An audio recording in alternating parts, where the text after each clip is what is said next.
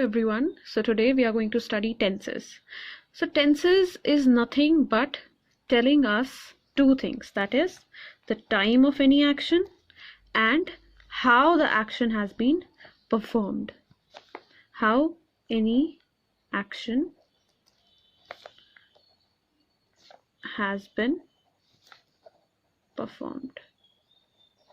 So let's dig in with this point, time of action. So the time of action of any action can only be the three time zones, the basic three times. That is, obviously, for example, right now we are studying, so present. Or you can say you studied last night, so it can be past. Or you can say that you will study tomorrow, so it can be future. So there are three basic time zones. Now right now we are not talking about anything. Now you don't know tenses or grammatical rules or nothing. We are just talking about the times that any action can happen. जिस ऐसा वक्त जिसमें कोई action हो सकता है, वो कौन कौन से वक्त हो सकते हैं. It can be either present, past or future. Can you guess of any other time zone other than these three times? I guess not, because there can't be any other time in just besides these present, past and future. So these are the basic three times in which any action can happen. या तो वो present में हुआ होगा, या past में हुआ होगा, या future में होगा. So okay, moving forward we'll see that how any action can be has been performed. We'll find out that. अच्छा, अब प्रेजेंट में या तो वो चीज़ आप डेली करते होंगे, या वो आपकी हैबिट होगी, या फिर आप करते हो मतलब व्हाटएवर, प्रेजेंट, पास्ट और फ्यूचर में कोई भी काम जो आप रेगुलरली करते होंगे, या आप यूनिवर्सल ट्रुथ बता रहे होंगे, या कोई ऐसी चीज़ जो कि परमानेंट सिचुएशन है. For example Lucknow is in Uttar Pradesh, so this is a permanent situation, it can't be change. So things like these are the tenses that we'll read under the simple tense, that is simple present, it can be simple past or it can be simple future. या फिर वो काम we can say अभी चल रहा हो सकता है कि वो काम अभी present में चल रहा हो, past में चल रहा था, या future में चलेगा. So it can be, the work can be done in a continuous manner. अभी हम सिर्फ we are not studying in details, we are just right now going to that point. तो अभी हम सिर्फ बेसिक्स देख रहे हैं. Okay, so don't think a lot, just imagine and listen. So या तो वो जो मैंने बताया रेगुलर हैबिट होगी, या कोई ऐसी चीज़ जो यूनिवर्सल ट्रुथ हो, या आप करते हो या करेंगे on a regular basis like that, या फिर कोई काम चल रहा हो प्रेजेंट में, या पास्ट में, या फ्यूचर में. So it can be simple present, simple past, simple future, similarly present continuous, past continuous and future continuous. या फिर कोई काम जो है वो हो चुका है, something that has been already done, finished, over with. So that is called perfect. The perfect का मतलब क्या होता है? For example, Aamir Khan is mister perfect. Why? Because he likes everything to be on point and complete and proper. So work is, when the work is perfect, means it is totally complete. Okay, so it can be present perfect, past perfect and future perfect. अब एक चौथा type भी इसमें होता है which is not very required, but yeah, it is perfect continuous. Please आप लोग बहुत मिस्टेक करते हैं continuous की स्पेलिंग में. there is continuous, you write continuous, NOUS, so there is a U also over here. okay, so what is this? अब ये काम ऐसे कैसे होता है? perfect continuous भी और perfect भी है. how? So suppose saying that Leila has been practicing the violin, so for example from last 2 years. So in this, what are we saying? That action began in the past में शुरू हुआ, लेकिन अभी भी वो action continue चल रहा है. Okay, so these type of works we'll discuss in detail later on, comes in the category of perfect continuous. So it can be present perfect continuous like the example I gave you, it can be past perfect continuous, or it can be future perfect continuous. So right now we have seen that how the tenses and its types are formed. Okay, so very easily you don't have to remember anything कि हाँ भाई 3 main tenses होते हैं, उनके ऐसे चार types होते हैं. Just remember what are the 3 basic types and how many types can a verb be done in. Okay, so there can be a simple, continuous, perfect and perfect continuous. So same goes with present, same goes with past, and same 4 types goes with future. Okay, so there are these 12 types of tenses we are going to study. Okay, अब हम थोड़ा सा concept की तरफ move कर रहे हैं. This was just the basics कि टेंसेस कैसे फॉर्म होते हैं. So now we will move on to the concept. Before that we can say that अब हम थोड़े से आइडेंटिफिकेशन करेंगे. To make things easy we are going to do some sort of identification. Okay, I'm going to help you out in a very easy way. So I've got a trick for you. That is, अगर आप किसी school picnic पे जा रहे हैं या कहीं जा रहे हैं तो आपके teachers, you must remember that they ask you to please wear your school uniform. Why? Because they want you to be identified from far away so that identifying you becomes easy. Similarly, to identify कि कौन सा sentence किस tense में है, we are going to do some commonization of things. So I am going to tell you here helping verbs. Helping verbs also known as auxiliary verbs. Okay, अब मैं इनको divide करने वाली हूँ कि आपको मतलब वो हेल्पिंग वर्ब देखते ही पता चल जाएगा दैट ये सेंटेंस कौन से टेंस में है. सिर्फ अभी हम टाइम की बात कर रहे हैं, वर्क की बात नहीं कर रहे हैं. How the work is done इनकी बात नहीं कर रहे हैं. हम सिर्फ बात कर रहे हैं अभी टाइम की. दैट इज़ प्रेजेंट, पास्ट या फ्यूचर. किस में है ये आपको हेल्पिंग वर्ब देखते ही पता चल जाएगा. ओके, तो सबसे पहले प्रेजेंट के लिए ऑलवेज रिमेंबर, अगर हेल्पिंग वर्ब आ रहा है डू या does, that means it is in present tense. अगर हेल्पिंग वर्ब आ रहा है is, am, are, means it is in present tense. अगर helping verb आ रहा है has और have, that means it is in present tense. Okay, साफ हो गया, क्लियर हो गया. ये इसका ड्रेस कोड है प्रेजेंट टेंस का. मतलब अगर ये चीज़ें आ रही हैं means it is, which school does it belong to? Present. Just an example. Okay, तो अगर ये verbs आ रहे हैं means it is present tense. हम अभी कौन से उसकी है, ये कौन सा टाइप का वर्क है उसकी बात नहीं कर रहे हैं. Right now we are just talking about the time which time zone it belongs in. अगर किसी भी सेंटेंस में ये आ रहा है, for example I am happy, is it present, past और फ्यूचर? एम आ रहा है means it is present. Okay, similarly moving on to past, do does is used in present and did is used in past. Is, am, are used in present. Was, were used in past. Has, have used in present. Had is used in past. Similarly for future there are only 2 helping verbs basically. Okay, we are not talking, मतलब basically you only see, आपने ये देखा, that means it is in future. You see these 2 helping verbs, that means the sentence is in future tense. You see these 4 helping verbs, this means it is in past tense. You see these 7 helping verbs, you know that it is in present tense. Is it clear till now? Okay, so now moving forward to our first tense, that is simple present tense. अब simple present tense में what do you include, which sentences you include in simple present tense? So I'll tell you. For example, you have a habit. Okay, आपकी कोई habit है. For example, I walk to school every day. ठीक है, अभी मैं इसमें detail, आप बस ये देख लीजिए वर्ब क्या है, walk. अभी we are not discussing why walk is used, why it is not walks or whatever. Right now we will just see. Okay, the example. कौन कौन से टाइप के सेंटेंसेस आते हैं? एक तो हैबिट आ गई, एक आ गया general truth.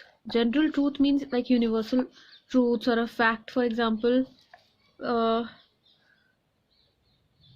you can say the earth revolves around the sun. What is the verb? Revolves.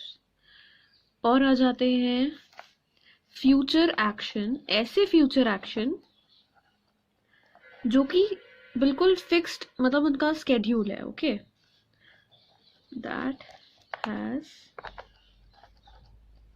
Fixed schedule. For example,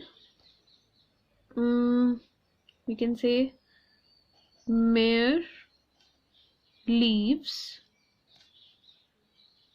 for Delhi tomorrow.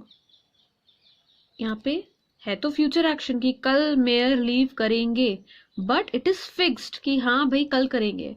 So what is the verb here? It is in simple present tense. Mayor leaves for Delhi tomorrow.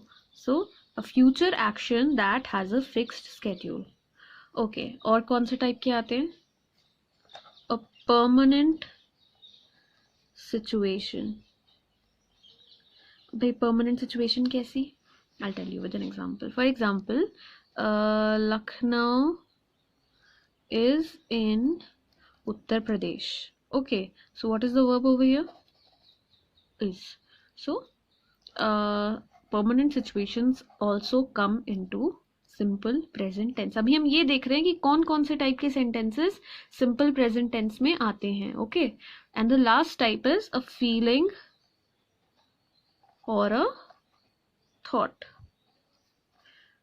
We can say Sneha feels she will not be selected for the job. Okay, so what is the verb over here? Feels, main verb. Okay, so these type of sentences, if they're a habit, general truth, future action that has a fixed schedule, permanent situation, or feeling or a thought, they come under the tense simple present tense.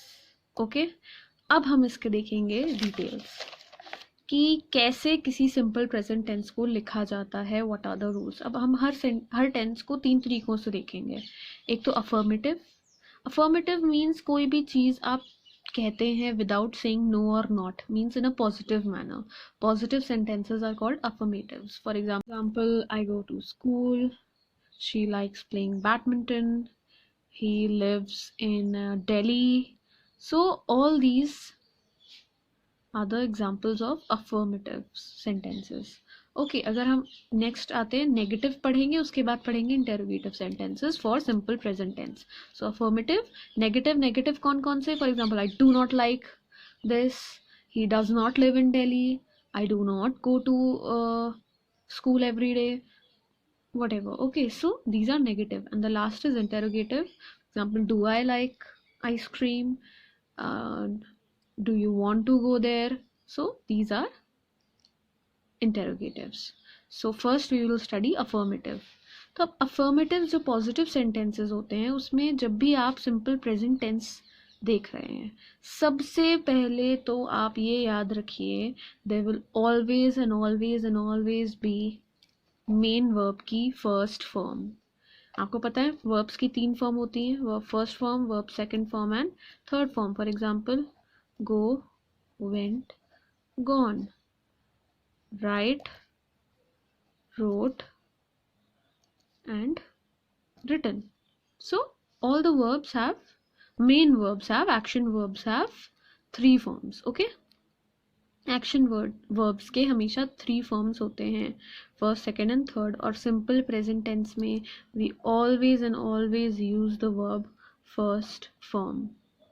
Okay, अब we use S और E S इसके साथ, हमेशा नहीं, not always, but कब use करना है ये मैं आपको बताती हूँ. एस ई एस वर्ब के फर्स्ट फॉर्म के साथ इन सिंपल प्रेजेंट टेंस कब यूज करना है. अच्छा, आप लोग ये जानते हैं कि जो पर्सन होते हैं इंग्लिश में, person, there is a first person, a second person and a third person. तो फर्स्ट पर्सन कौन होता है? जो कि the person who is speaking, जो बोल रहा है that is the first person.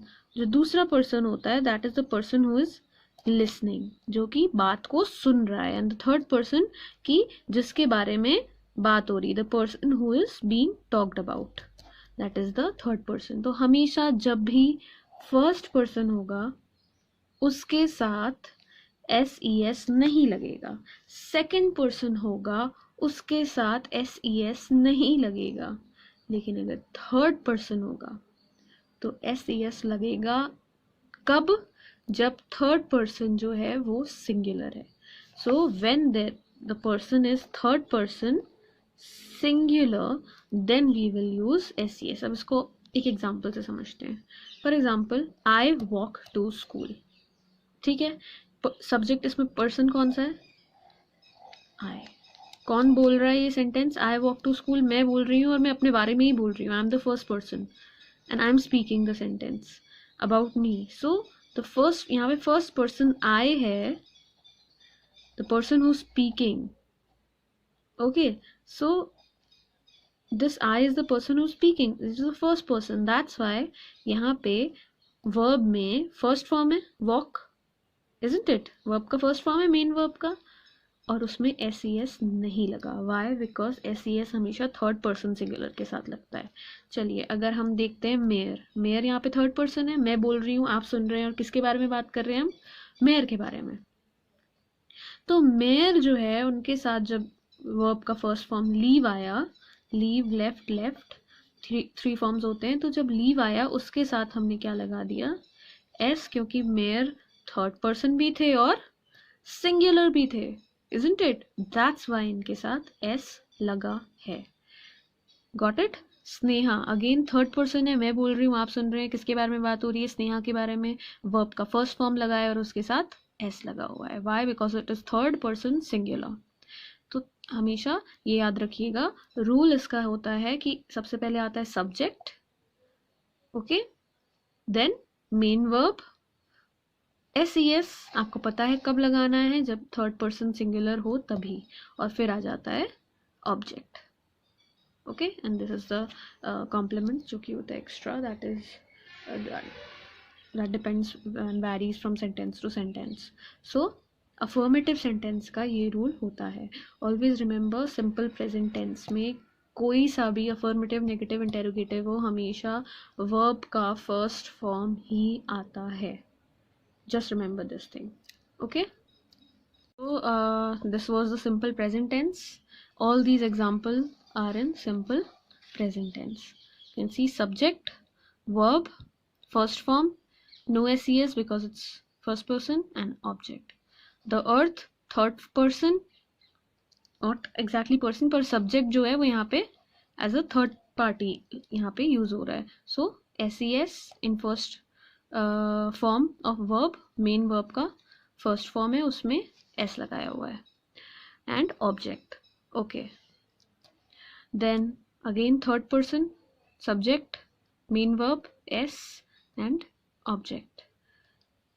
Lucknow, this is a permanent situation. यहाँ पे हेल्पिंग वर्ब ही मेन वर्ब का काम कर रहा है. तो आई हैव टोल्ड यू कि जब भी आपको ये दिखे is, am, are, do, does, has, have, आपको फौरन पता चल जाएगा it is in present tense. और जब एक परमानेंट सिचुएशन और इनकी बात हो रही हो, that means it is simple present tense. Then again third person, verb first form, S and object. Okay, चलिए अब हम मूव करते हैं नेगेटिव सेंटेंसेस की in simple present tense. Okay, अब इसमें थोड़ा सा चेंज है बस. उसमें जैसे आता था सब्जेक्ट प्लस मेन वर्ब की first form, SES depending on the person, and object. इसमें आता है सब्जेक्ट प्लस डू या डज. जैसे कि मैंने आपको बताया था helping verb do does is used in present tense. तो यहाँ पे इसका इस्तेमाल होता है, सब्जेक्ट के साथ डू डज लग जाता है. और क्योंकि नेगेटिव है ऑब्वियसली, तो नो, नॉट, ये सारे वर्ड्स तो आने ही हैं, तो यहाँ नॉट लग जाएगा. अब वर्ब का फर्स्ट फॉर्म कोई SES नहीं लगेगा, क्योंकि अगर देखिए अब डू किसके और ऑब्जेक्ट, देखिए बहुत ध्यान से देखिएगा, डू किसके साथ आता है और डस किसके साथ आपको लगाना है. अगर प्रोनाउन यहाँ पे आई वी यू दे है इनके साथ, मतलब प्लूरल है, और आई और यू जो है ये भी, यू तो दोनों की तरह यूज़ होता है, सिंगुलर भी हो सकता है प्लूरल भी हो सकता है। आई सिंगुलर होने के बावजूद it's an exception, it is always used as plural, work हमेशा प्लूरल की तरह करता है, सो दैट्स वाई इसमें ये प्लूरल हेल्पिंग वर्ब लगता है do. I we you they के साथ डू लगेगा, ही शी इट सिंगुलर्स के साथ डज लगेगा, नॉट लग जाएगा फर्स्ट फॉर्म एंड ऑब्जेक्ट। अच्छा, अब एस ई एस क्यों नहीं लगता यहाँ पे, क्योंकि ऑब्वियसली देखिए यहाँ पे फर्स्ट फॉर्म अगर फर्स्ट पर्सन है, सेकंड पर्सन है, तो ई एस लगता भी नहीं है वैसे भी, ठीक है। और अगर सिंगुलर थर्ड पर्सन है, जो कि आप देख सकते हैं यहाँ पे प्रोनाउंस भी ये सिंगुलर थर्ड पर्सन है, इसमें ऑलरेडी डू के साथ ई एस लग गया है, तो अलग से हम वर्ब में भी एस ई एस नहीं लगाते हैं, so that is the reason behind it. Okay, तो यहाँ पे अलोन सिर्फ वर्ब का फर्स्ट रूट फॉर्म ही इस्तेमाल होगा, base form, okay, and then object. इसको एग्जांपल में देखते हैं। फॉर एग्जांपल हम लेते हैं कोई प्रोनाउन लेते हैं, for example you, okay, so you के साथ क्या लगेगा, do, you do, then not. अब कोई मेन वर्ब ले लेते हैं, for example listen, you do not listen, first form no S E S and object, you do not listen to me, okay, so this is the object, you do not listen to me. पूरा हमने कैसे बनाया है इसको, according to the rule बनाया है। सो this is the verb, main verb, this is the helping verb, this is negative, this is object and this is subject. अब हम पढ़ते हैं, चलिए मैं एक और एग्जांपल आपको दे देती हूँ। फॉर एग्जांपल वी कैन से सीता, हमने लिया सब्जेक्ट। अब सीता जो है वो what is it, which person is it, Sita is singular, सबसे पहले तो सिंगुलर है and it is third person, और थर्ड पर्सन सिंगुलर के साथ क्या लगता है, does, okay, does not, verb ले लेते हैं talk, Sita does not talk rubbish, okay, so object.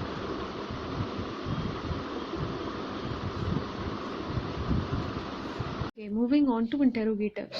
Okay, we are talking about simple present tense right now. So always remember interrogative sentences are of two types. That is interrogatives and double interrogatives. अब ये क्या होता है, we'll see right now. कुछ सवाल होते हैं, interrogative sentences means questions obviously. So कुछ सवाल होते हैं जो कि आप हाँ या ना में उनका जवाब दे सकते हैं. For example, are you happy? Yes or no. You can give that answer in yes or no. But if I'll ask you, why are you happy? That you can't say yes or no. Okay, so you have to elaborate your answer. So Jin sentences में simply आप yes or no में जवाब देते हैं, that are the interrogative sentences, simple interrogatives. But in the sentences in which you have to explain something to give your answer, you just can't give it in yes or no, those interrogative sentences are double interrogative sentences. Okay, so first we'll see interrogative sentences. So in this, what is the format, what is the rule, that you use do or does plus subject. अब शुरू में आ जाएगा, okay, जो helping verb पहले subject के बाद आ रहा था, अब वो subject के पहले आ गया, that's it, no other change. okay, अब इंटेरोगेटिव अगर नेगेटिव इंटेरोगेटिव है तो ऑब्वियसली यहाँ पे सब्जेक्ट के बाद नो या नॉट वट एवर यहाँ पे आ जाएगा, ओके, और फिर आ जाएगा first form object and do not forget, क्योंकि इंटेरोगेटिव है, use of interrogation, interrogative mark, question mark, so इसको आपको लगाना नहीं भूलना है. Okay, for example do you like football. Okay, do you like football. So do, क्योंकि you के साथ you जो है told you, उसके साथ क्या यूज होता है, do, it's a plural pronoun. So you के साथ यूज हुआ do, verbs first form subject लग गया you, then verbs first form like and object football and question mark. Okay, अगर ये नेगेटिव इंटेरोगेटिव होता तो हम क्या करते, सब्जेक्ट के बाद क्या लगा देते, not. Do you not like football. Okay, अब आते हैं डबल इंटेरोगेटिव पे. अब ये तो येस और नो का था, तो हमने इसका जवाब हम येस और नो में दे सकते थे.